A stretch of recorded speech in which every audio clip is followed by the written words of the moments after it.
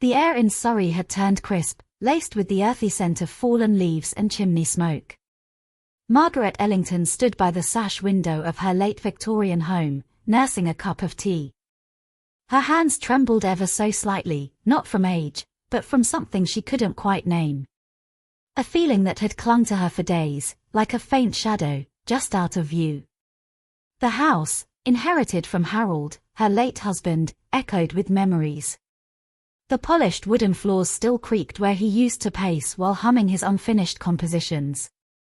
The faded watercolor portraits of the countryside still hung where he had placed them. This was not just a house. It was her life wrapped in bricks and timber. Yet something had shifted. Margaret had lived with her son, Thomas, and his wife Olivia for the past 3 years, ever since a fall had made her hesitant on stairs. At first, it had felt comforting to be surrounded by family. But lately, the warmth had thinned. Thomas had grown quiet. Olivia had grown efficient, too efficient. Meals were served with robotic politeness, conversations were brief, and suggestions about a better-suited living arrangement had begun to creep into the corners of their words.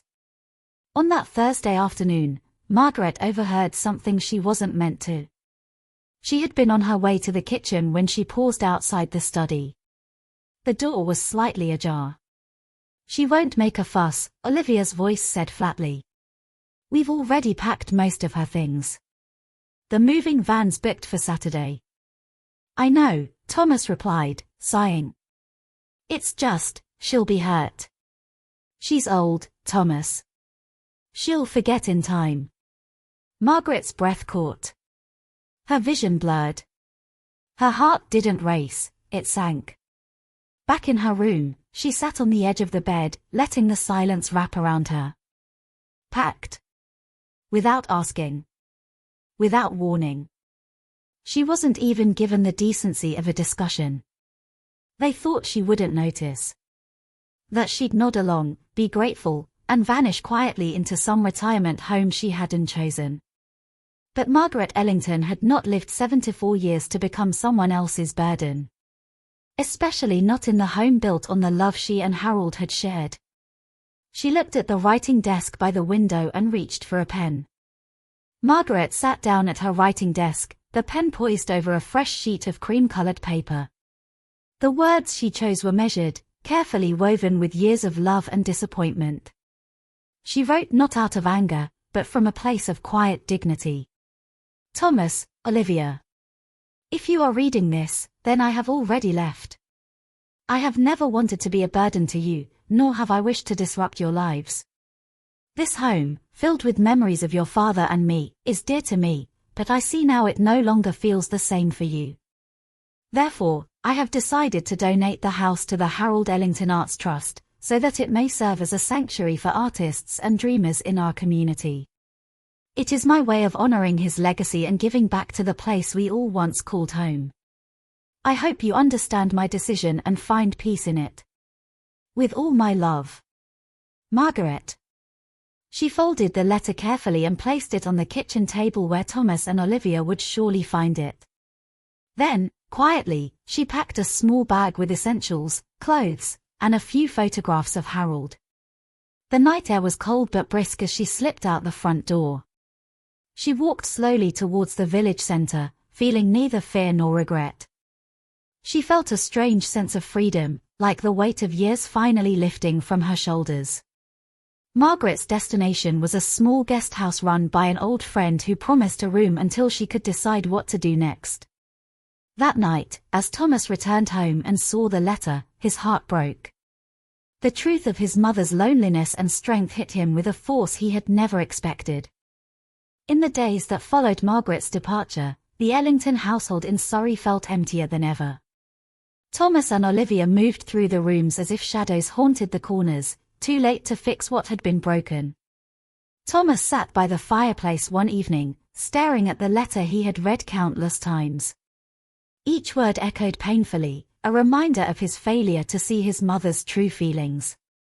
Olivia busied herself with packing up Margaret's belongings, but the mechanical motions did nothing to ease the growing tension between them. The home that once held warmth now felt cold and unwelcoming. Word spread quickly in the village. Neighbors whispered about the old lady who had vanished overnight and the heavy silence that hung over the Ellington family. Thomas made a decision. He would visit Margaret's new refuge, the guest house at the edge of town. He needed to understand why she had chosen to leave instead of speaking to them directly. The visit was awkward at first. Margaret, sitting by a window, looked out at the grey skies with a calmness Thomas hadn't seen in years. She welcomed him quietly, her eyes revealing both sadness and relief. They spoke long into the evening. No accusations, no blame, just a conversation filled with years of unspoken emotions. Margaret explained how she felt sidelined, no longer part of the family's heart. Thomas listened, finally grasping the depth of her loneliness. He promised to make amends, but Margaret's resolve remained steady. She needed time, space to rediscover herself beyond the role of mother and grandmother. That night, as Thomas returned home, he felt a quiet determination growing inside him. The rift between them was not irreparable. Yet, the road ahead was uncertain and full of fragile hope. Weeks passed since their heartfelt conversation. Margaret gradually settled into her new life at the guest house, finding solace in the quiet mornings and the gentle rustle of leaves outside her window. Each day, she took long walks through the Surrey countryside, breathing in the fresh air and reconnecting with herself. The slow pace allowed her to reflect on years gone by, the pain of loneliness slowly softened by nature's embrace.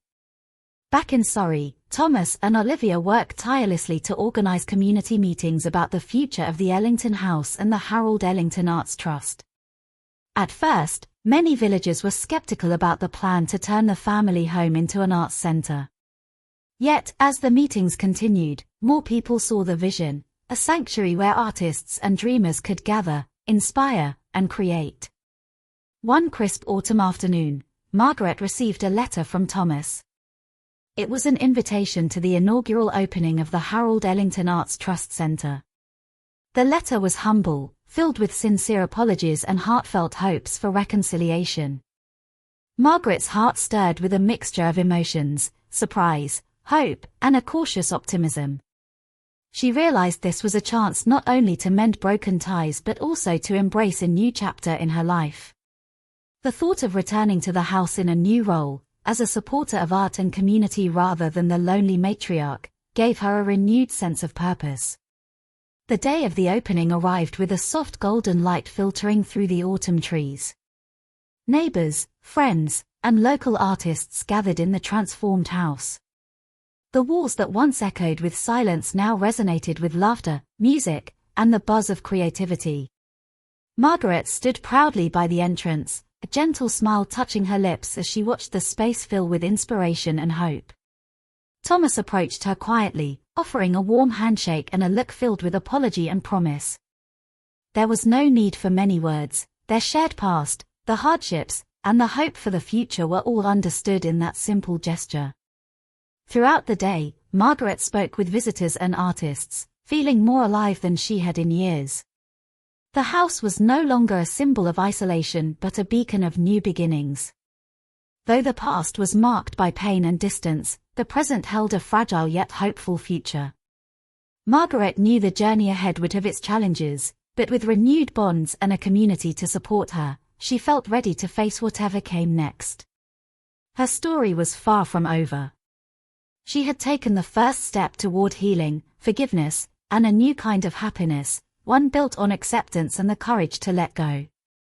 Despite the hopeful atmosphere surrounding the Arts Trust, Margaret found herself haunted by memories she had long tried to bury. The silence of the guest house nights often brought unwelcome thoughts, echoes of the years she felt unseen, unheard, and abandoned. One evening, as rain pattered softly against the window panes, Margaret sat by the fireplace, clutching the note she had left for her son. The words she wrote then echoed in her mind, the pain, the love, the hope for understanding. She knew healing was not a straight path. Forgiveness, especially within family, was often tangled with anger and regret. But Margaret was determined not to let bitterness take root. Meanwhile, Thomas struggled with his own remorse. The weight of past mistakes pressed heavily on him. The loss of trust with his mother was a wound he desperately wished to mend, yet he feared it might be too late. Olivia remained a steady presence, encouraging both to communicate openly. She organized gatherings where stories were shared, tears were shed, and slowly, bridges began to form. One afternoon, Margaret received a surprise visit from Harold, her late husband's closest friend. His arrival stirred a mix of emotions, reminders of the past and hints of unresolved truths. Harold spoke gently about hidden letters and memories that could change everything Margaret thought she knew about her family's history. That night, as Margaret lay awake, she realized that the journey toward peace would demand confronting not only her own pain but also the secrets long kept in the shadows. The following days were filled with anticipation and unease. Margaret and Harold sat together in the cozy sitting room of the guest house, sifting through old letters, photographs, and journals from years past. Each page revealed fragments of a story Margaret had never heard, secrets kept by her late husband and hidden from the family. One letter spoke of a promise made during a difficult time, a vow to protect the family name at all costs. Another detailed regrets about choices that caused rifts between loved ones. The deeper Margaret delved, the more she realized the complexity of the past, how much pain had been borne silently. Harold shared memories of happier days, of laughter and dreams that once filled the Ellington home. Yet, he also spoke of misunderstandings and pride that had driven wedges between those who should have stood united.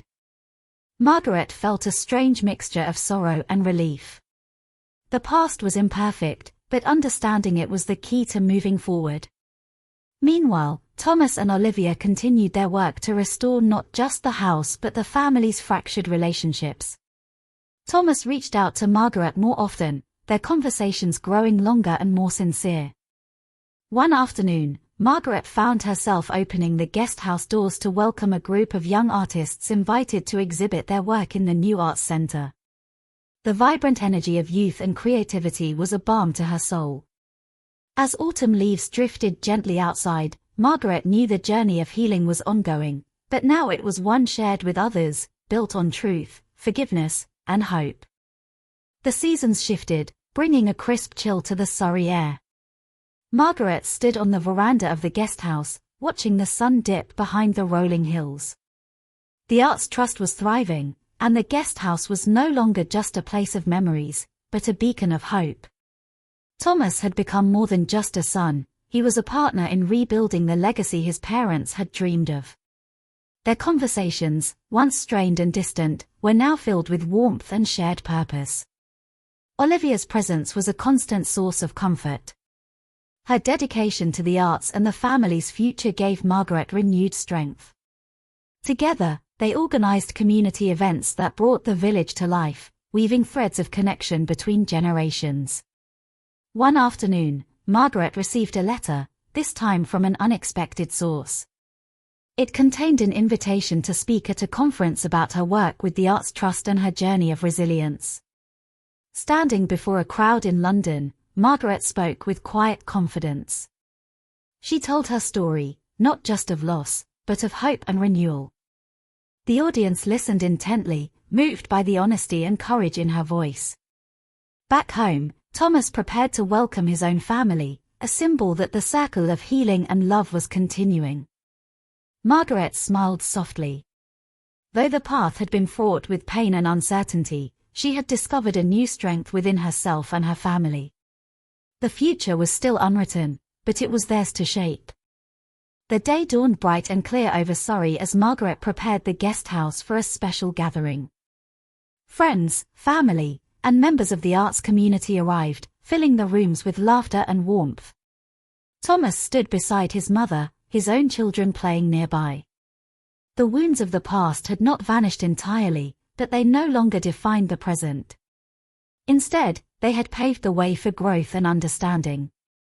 Margaret reflected on the journey, from the moment she found her bags packed to this day of celebration. The pain she once carried had transformed into a quiet strength, rooted in forgiveness and love. Olivia presented a new exhibition, dedicated to resilience and renewal, inspired by Margaret's story. The artwork spoke of hope rising from hardship, much like the family's own journey. As the sun set over the Surrey hills, Margaret felt a profound peace settle in her heart. The guest house was more than a home, it was a testament to survival and new beginnings. She knew that life's trials would come and go, but the bonds forged through honesty and compassion would endure. The future was theirs to embrace, full of promise and love.